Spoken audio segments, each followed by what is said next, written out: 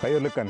Туган авылын тапшыруы Мордовия Республикасы Лембре районы Аксенова авылында. Бу якша аңлайышлы итеп әйтсәк, Аксен авылында без. Лембре якларын күбегез ишеткәндер, бигрәк тә фольклорчылар, этнографлар булса арагызда. Бу як үзенчәлекле җырлары, көйләре, моңнары белән дә танылган ул даирәләрдә. Лембрәнең үзенә дә кирип чыгачакбыз. Бу тапшыруларны эшләгән арада, без инде ул киләсе чыгарылышларда сөйләрбез, гомумиләштереп күпмедер дәрәҗәдә. Әлегә бу төбәк белән таныша башлыйк. Барыбер дә күпме авылга барсак та, аларның үзара бәйләнешләрен әйтеп сөйлисе була. Шуңа күрә менә Аксен турында сөйлибез, ләкин Лембре районындагы башка татар авылларының да тарихы шушы авылда чагыла дип чамалап карап барырсыз. Саранск шәһәренә терәлеп торган зур авыл Аксен, йортлары да шәһәрчә күреп торасыз, ләкин аларда да авылга кергәндә үк татарлык, миллилек һәм авыл төсләре күренеп тора. 350 еллык тарихы булган Аксен авылы атамасы аңа нигез салучыларның фамилиясеннән я Аксу дигән сүз тизмәдән киткән дип фаразлыйлар. Авыл аксакаллары бу фикергә бераз төзәтмә кертте. Безнең тормышыбызда Аксен авылы ул әтеләдер Әксән авылы. Ул әләнгән Аксенга. Шалай булган иде. Безнең авылыбызның тормышы без элек заманда безнең картларыбыздан ишкән сүзләр белән аңларткым кили. Безнеке авылыбыз бу урында беренче булмаган. Авылыбыз булган безнеке анда урам бар, урман кырыенда булган. Урман кырыенда безне кәфирләр дип әйтгәндә насырлар, җәберләгәннәр, бабаларыбыз елышканнар монда. Хәзер бездә әтәләр 150 ел дип, юк безнең авылның тормышы 400 ел. Вот качан авыл монда күчкәч кенә биргәннәр визир, әлки шундый хәл булган. Ул инде пушта дип әйтик. Хатлар килгән, каян иткән килгән, иш алкыннан безнең авылыбызның ишчи синясы тотынган. Бу урында күчеп утыралар дигән сүзгә аерым игътибар итәргә кирәк. Татарларның күченүләре дә авылның кирмән буларак нигез салынган Саранск шәһәре янында урнашуы да юкка түгел. Барып җиткән бу авыллар буйлап чабык җыеп бирүгә калган дип уйламагыз, җәмәгать. Җитди темага сөйләшәсе бар сезнең белән һәм бу якларның тарихын барлар өчен шуны чамаларга кирәк. 17нче гасырда бу якларда засечная черта дигән соклану корылмалары дип әйтик инде эшли башлыйлар. Ул вакытта Саранск кирмән булып тора. Бу таяк белән без Саранскны билгеләп куябыз. Без хәзер шушы шәһәргә терәлеп торабыз бит инде бүгенге көндә дә. Сарансктан 35 километр ераклыкта Шишкеево дигән, Шишкеевская крепость дигән тагын бер урын бар, тагын бер кирмән бар. Ә менә бу 35 километр ара күбесенчә урманлы булган җирләр, алар буш булып торалар. Бу җирләр көньяктарак узатырган, шушы тирәдә узатырган күчмә халыкларның, нугайларның, Кырым татарларының җирләре, аларның юллары шушыннан уза. Һәм дәүләт шикләрен, менә мондагы дәүләт шикләрен ул яктан килергә мөмкин булган төрле һөҗүмнәрдән сакларга кирәк була. Шуңа күрә менә бу урманлы өлештә үскән агачларны дошман килергә мөмкин булган якка кисеп аудара торган булалар. Ягъни алар бөтен ботаклары ниләре белән менә булай итеп дошманга тырпайып карап тора торган булалар. Ә инде сазлыкларак, елгаларак урыннарда чистокол дип әйтәләр инде. Анда шулай ук казык дип әйтсәң, казык инде ул кичкенә дип күз алдына китерәбез. Шундый казыклар кага торган булалар. Алар инде шулай ук гаскәр белән, бигрәк татлы гаскәр белән килә торган һөҗүмне туктатырга тиеш булалар. Һәм менә шушы ул вакытта Атемарская засечная черта дип аталган урынны, шикне саклар өчен, анда хезмәт итәр өчен менә бу тирәдәге татар авылларына йомышлы татарларны китереп утырта башлыйлар, аларга бу җирләрне бүлеп бирәләр хөкүмәт тарафыннан. Аксенга күченеп килүчеләр чыгышлары белән Мордовияның иң борынгы шәһәре саналган бу җирдән 140 километр ераклыкта урнашкан Темниковтан булалар. Аннан инде атек границалар елышкач, халык уже мында кала. Biraz шулай очарашкан идем темникуда малая. Метем земляк бар мы үзегездә Юсупов дигәннәр анда темникуда бар. Мин шулай күгелемә, значит, предкаларым анда тоже барлар. То есть вот нидер связь все-таки булган. Хәзер, к сожалению, ничек әйтергә, вот беләбез, что темникудан, но вот барып эзләргә барып табарга тамырларың, что-то вот некогда людям. Вот это большое упущение, я считаю. Все-таки киряги вот эту связь обратно наладить, что-то такое, потому что все-таки на самом деле, если это наше начало, почему бы и нет.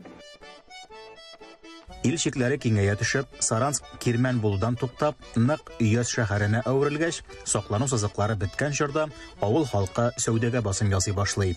Ул кәсеп бүгендә авыл икътисадының нигезендә. Вот монда кибетебез, халяльный продукция. Без хозяйства шли без егермедиде номинованный халяльный продукция. Колбасалар, итләр, ниләр каптет итәбез. Шанда инде сатабыз, тегендә магазиныбыз бар, кафе янында. Шанда Аллага шөкер, халык бик тә яхшы безнең продукциябызны ала, тәмле. Аллага шөкер, вот быел 2 елны ясадылар, бик капитальный вещь, освещение ясадылар Сабантуйга күрә. Киңәлеп тә халкыбыз бара. Шит төбәкләрдә уздырылучы сабан туйлары нәрсәгә кирәк дигәндә, менә шундый мисаллар да бар. Юллар төзелгән, авыл өр-яңа мәктәпле булган.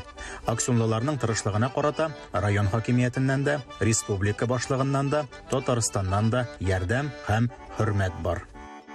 Мен ярым кеше. Мен ярым. Безнеке 2 авыл. Аксион дигән вот ниде и инятый. Вот мен ярым кеше 2 авылда. Анда кичкенә авыл, монда шулай мен ярым кеше. Нәрсә белән шөгыльләнәләр, яшьләр каламы? Бу Саранск. Алла. Рядом, да. Ну, вот ымтылу бар, конечно. Городка китү.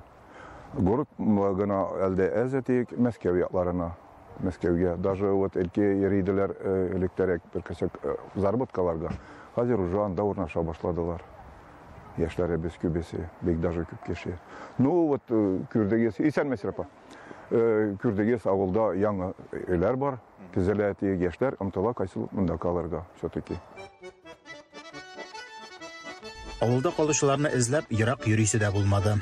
Рафик әфәнде 2 улына дип 2 йорт җиткереп тә куйган инде.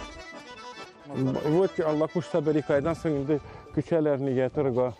Бердә теге әти город монда гына, шунда гына китсәк инде дигән сүз булмадымы? Әллә андый вариант юк? Юк, алар ничектер һәр вакытта безнең янымда маташалар. Эштә городкалар әйткәннәре дә, что без китәбез монда, Аллага авылышы, Аллага шөкер. Сезне әтиегез заманында шулай итеп калдырмадымы авылда шулай? Бер кая китмисем, менә шушында дип. Юк, әтием минеке ничек гомере эшләде иде, мастерым приборстроительный заводда 45 ел, аннан монда. Ассаламу алейкум. Самый уважаемый головой. Не 45 жыл эшләде, пенсиягә чыкты, ана шалук ничегә тергә пүртә иске мәчеткә йөрделәр укырга, аннан яңа мәчеттә имам булып торды, не гафак булды инде, ничегә тергә 5 ел юк инде үлгәненә.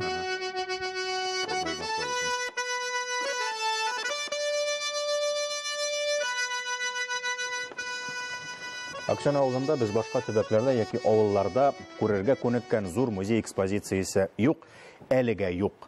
Аның җыелган экспонатлары бар инде. Һәм аның белән шөгыльләнүче кешеләр дә бар. Ләкин бер дә борчылырлык түгел, чөнки авылның мәдәният йорты үзе күпмедер дәрәҗәдә музей залы булып торырлык. Менә мәдәният йорты 80нче еллар башында 78нче елда аңа нигез салына, фундаменты була. 80нче елда ул әзер мәдәният йорты булып үзенә тамашачыларны, авыл халкын кабул итә. Менә шул вакыттан калган зал бу. Ул вакытта совхоз акчасына төзетелгән, ләкин игътибар итегез, әйе, агачтан эшләгәннәр, ләкин аның битәле әнә шундый мотор кырып ясалган орнаментлары, бизәкләре дә бар. Аннан соң өске якларга карасак, монда шулай ук тотарлык та күренә торган. Шул ук вакытта Мордовия ягы икәнендә күренә торган бизәкләр дә бар. Менә бу акустика өчен дигән панельләрне әйтеп тә тормыйм инде. Гомумән менә шушындый мәдәният йортларына керү, килү үзенә бер төрле кызык, үзенә бер төрле рәхәт, чөнки аларның рухы, атмосферасы бүтән төрле. Һәм игътибар итегез, 70нче еллар ахыры, 80нче еллар башы Советлар Союзының гөрләп яшәгән вакыты әле. Ләкин бүтән җирдә миллилек ассызыкланган. һәм беркемгә дә бер нәрсә дә комачауламаган. Караки майым, караки, каракилешә сиңа, каракилешкәнгә күрә барда иләшә сиңа, каракилешкәнгә күрә барда иләшә сиңа. Мин Рүзәлдән аермалы буларак, безнең Рүзәл дигән алып баручы егет та бар. Мин җырлый белмим. Шуңа күрә шыпырт кына кырыйда басып тордым. Инде хәзер сорауларым бар сезгә. Ансамбльгә дип тиктергән киемнәрегез бит инде менә бу. Ул ни дәрәҗәдә бу яктагы милли киемгә туры килә?